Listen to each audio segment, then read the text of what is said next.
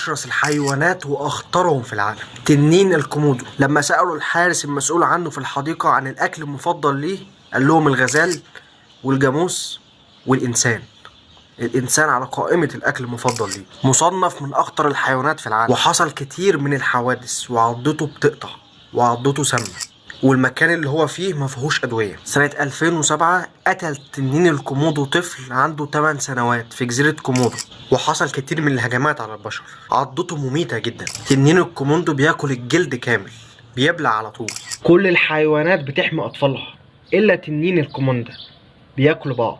اسمع بقى احلى لايك واحلى متابعة ليا من احلى ناس.